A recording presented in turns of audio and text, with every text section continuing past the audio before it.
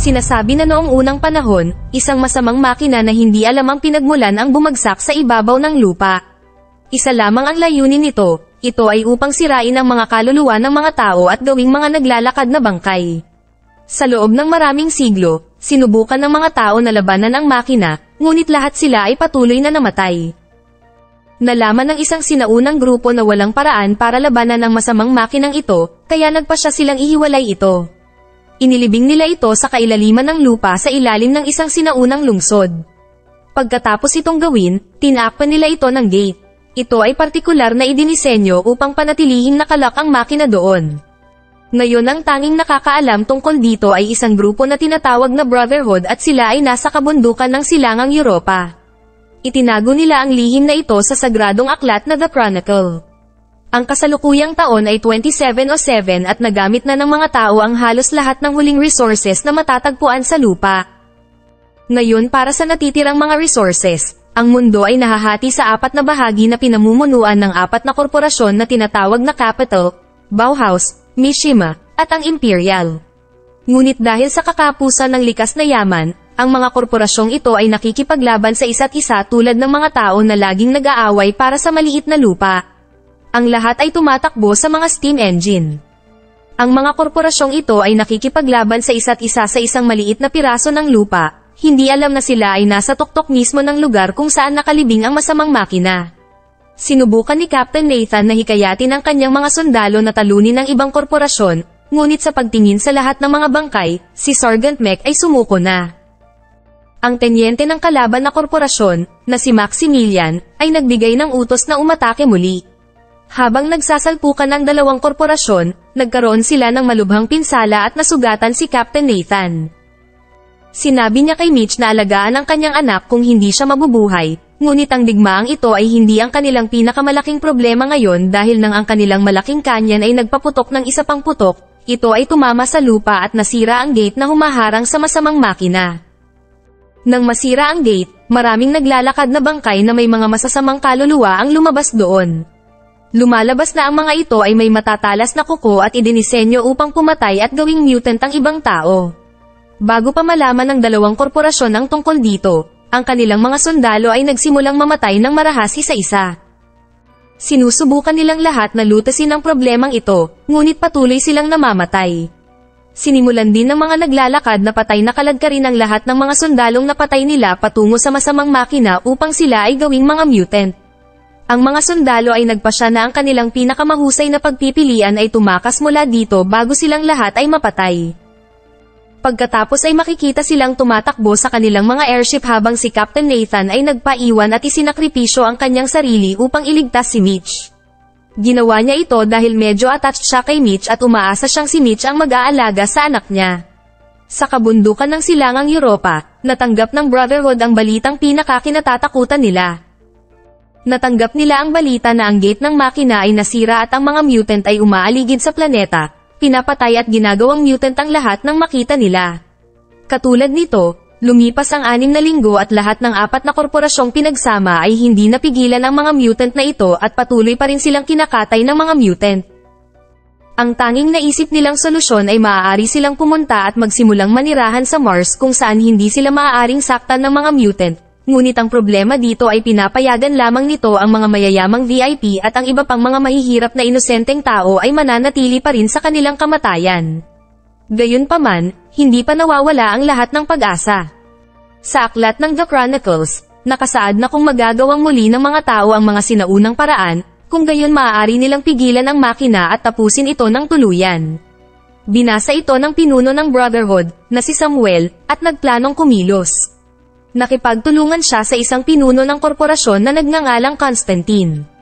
Sa tulong niya, nakapagtipon si Samuel ng 12 pinakamahusay at may kasanayang mga mandirigma na tutulong kay Samuel sa pagtupad sa hula ng aklat ng The Chronicles at magliligtas sa mundo. Kasama rin sa team na ito si Mitch. Gagawin nila ito sa pamamagitan ng paggamit ng kanilang mga sinaunang armas na maaaring patayin ang makina para sa ikabubuti.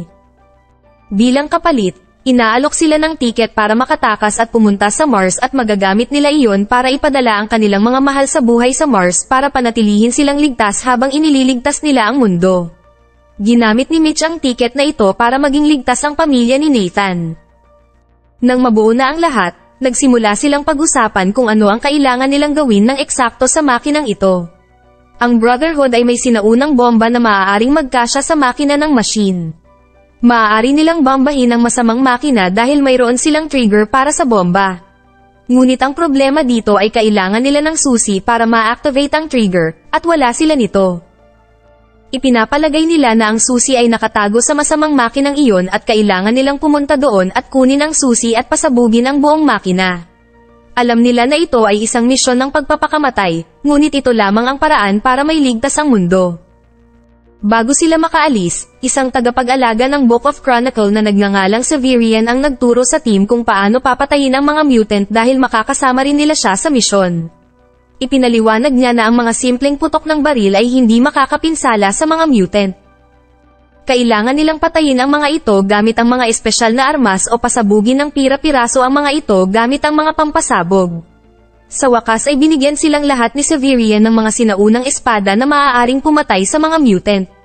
Ang buong koponan pagkatapos ay nakaupo sa isang steam-powered na barko at nagpas siyang lumipad patungo sa lokasyon ng makina. Habang sinusubukan nilang lumipad palayo, lumipad din ang isang mutant na isang kamikaze airship patungo mismo sa kanilang airship na nagdulot ng pagsabog. Lumalabas na minamaliit nila ang mga mutant at iniisip na ligtas sila sa ere. Habang nagkakaroon sila ng matinding pinsala, lahat ng team ay nagmamadaling pumasok sa isang escape pod, ngunit ang pod ay kailangang mano-manong i-eject mula sa labas. Nasugatan ang kanilang kapitan at nagpasya siyang isakripisyo ang sarili para sa koponan. Ineject niya ang pod at namatay sa airship, ngunit hindi pa rin natatapos ang mga problema nila nang masira ang parachute ng escape pod habang mabilis na bumabagsak ang pod. Sa huli, nagawa ni Mitch na mag-deploy ng emergency parachute at nakaligtas sila sa pamamagitan ng crash landing.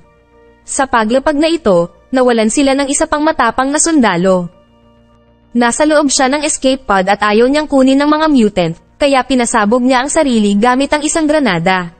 Ngayon na silang lahat ay nasa lupa, pumunta sila sa loob ng malasinaunang lungsod na puno ng mga mutant. Pagpasok nila, nakita nila ang nakakakilabot na mga estatwa ng mga mutant pati na rin ang mga dingding na gawa sa buto. Habang naglalakad sila sa maalamat na lungsod na ito, sa wakas ay nakita nila ang lihim na lagusan na patungo sa makina. Isa-isang bumaba ang lahat sa kailaliman ng lungsod. Nang mapunta si Samuel sa ilalim ng lupa, isang mutant ang lumabas mula sa kadiliman at inatake siya. Sinubukan nilang iligtas si Samuel at sa proseso, nakagawa sila ng ilang ingay na nakaakit ng mas maraming mutant. Isang hukbo ng mga mutant ang umatake sa kanila at pinatay ng koponan ang karamihan sa kanila sa pamamagitan ng pagpapasabog ng kanilang mga utak gamit ang mga shotgun. Sa kalaunan, naubusan sila ng bala at kailangan nilang harapin ang mga mutant gamit ang mga sinaunang espada. Alam nilang lahat na wala silang pagkakataong lumaban sa mga mutant ngayon. Isang sundalo ang nakitang nakikipaglaban sa isang mutant sa isang elevator at siya ay bumagsak sa ibabaw mismo ng isang malaking hukbo ng mutant. Isang kislap ng pag-asa ang sumikat para sa koponan hanggang sa muling bumangon ang mga mutant. Ang sundalo sa elevator ay nagpasabog ng granada sa kanyang huling hininga, na pumatay sa isang kawan ng mga mutant para sa ikabubuti at nailigtas ang koponan sa ngayon. Lahat sila pagkatapos ay nagpatuloy upang pumunta sa kailaliman upang hanapin ang makina. Natagpuan nila ang kanilang mga sarili sa ibabaw ng isang higanteng lagusan at kailangan nilang manatiling tahimik dahil sa ilalim nila, libu-libong mutant ang humihila ng mga bangkay ng tao ang patungo sa makina. Habang naglalakad sila, napansin ni Mitch ang isang mutant na humihila kay Nathan na buhay pa ngunit malubhang nasugatan. Si Mitch ay hindi maaaring manatiling tahimik tungkol dito, kaya plano niyang pumunta doon ng mag-isa at iligtas si Nathan habang isinasagawa ng koponan ang misyon. Pinatay ni Mitch ang mutant na nagdadala kay Nathan, ngunit sa lalong madaling panahon ay natuklasan kung gaano nahihirapan si Nathan. Upang wakasan ang paghihirap ng kanyang kaibigan, kinailangang barilin ni Mitch si Nathan sa ulo. Tahimik na papunta ang team ng Mad-Apa ang isa sa kanila at bumagsak. Napaligiran siya ng mga mutant at tumalon ang buong team para iligtas siya. Hindi mabilang na mga mutant ang lumabas habang patuloy nilang pinapatay ang mga ito ngunit sa huli, karamihan sa team ay namatay. Nakarating din ang mga mutant kay Brother Samuel at sinaksak nila ito sa dibdib. Naiwan na lang si Mitch kasama si Severian at isa pang sundalo na nagngangalang Valerie. Habang nauubusan na sila ng pag-asa, sinubukan pa rin ni Mitch na ayusin ito. Hinarangan niya ang daan ng mga mutant gamit ang mga pampasabog para magkaroon sila ng ilang oras at makapunta sa makina. Nahanap din niya si Maximilian na nasugatan at sinama rin siya sa kanilang grupo. Ngayon ay naabot na nila sa wakas ang lugar kung saan makikita nila ang makina. Habang papunta sila roon, muli silang nahanap ng mga mutant, ngunit nakakulong sila at maaaring makatakas anumang oras. Dahil nasugatan si Maximilian at may granada, ginawa niya ang hindi maisip, isinakripisyo niya ang sarili. Pagkatapos ng mga pagsabog na dulot ni Maximilian, si Mitch ay nahulog mismo sa makina at sinimulan siyang gawing mutant. Bago pa man makumpleto ang proseso, nagawa niyang makatakas sa pamamagitan ng pagbaril sa mga pumipigil sa kanya. Siya ay naging kalahating mutant, ngunit mayroon pa rin siyang damdamin ng tao at ganap na determinado na sirain ang makina. Pagkatapos ay tumalon sina Mitch, Severian, at Valerie sa gitnang bahagi ng makina na pangunahing kailangan nilang sirain. Pinatay nila ang mga mutant at nagbigay ng oras para kay Mitch kaya pumunta siya upang alamin kung saan niya kailangang ilagay ang bomba. Sa wakas ay inilagay niya ang bomba at ang trigger ngunit dumating ang pangunahing problema dahil hindi niya mahanap ang susi upang ma-activate ang bomba. Kinuha niya ang mga pahina ng aklat ng The Chronicles at naghanap ng mga pahiwatig ngunit wala siyang nakita.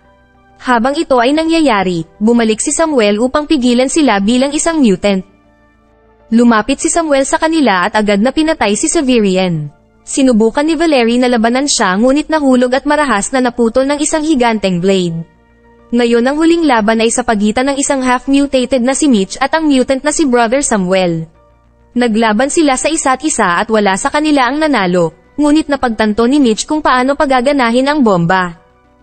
Nakita niya na ang susi ay ang sinaunang espada na ibinigay sa kanila kanina. Ngayong alam na niya na ang espada ang susi, hindi na siya nag-aksaya ng oras at sinaksak si Samuel ng espada habang inilalagay din ito sa trigger. Inactivate nito ang bomba, ngunit sa sorpresa ni Mitch, ang buong makina ay isa lamang misteryosong spaceship na nag-activate sa halip na masira. Ayaw lumipad ni Mitch kasama ang hindi kilalang makinang ito, kaya tumalon siya mula rito at sa kabutihang palad, may ilog doon at nahulog si Mitch dito. Habang siya ay ligtas sa lahat ng bagay, nakikita niya ang makina na lumilipad palayo at patungo sa ibang planeta. Habang ang buong lungsod ay nawasak at nailibing sa ilalim ng lupa, si Mitch ay makikitang buhay pa at lumabas doon sa tamang panahon. Dito na nagtatapos ang kwento. Sana ay nagustuhan nyo. Mag-subscribe na kung hindi ka pa nakasubscribe. Pindutin na rin ang notification bell at like button upang matulungan ang channel, and leave a comment down below. And as always, thank you for watching.